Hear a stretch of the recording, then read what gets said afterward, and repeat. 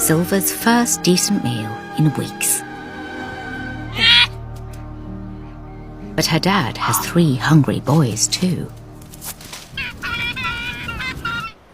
With pushy brothers, Silver gets almost nothing. Silver knows she won't get a look in when her dad brings back the next meal. There's only one thing for it. Braving icy water and strong currents to follow her dad. In his desperation, Silver's dad blows it. He tries another tack.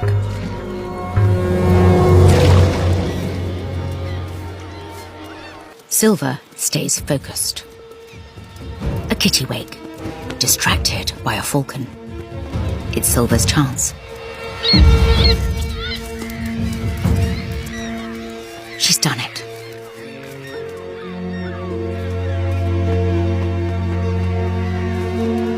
Even the falcon she takes in her stride. Her first ever kill.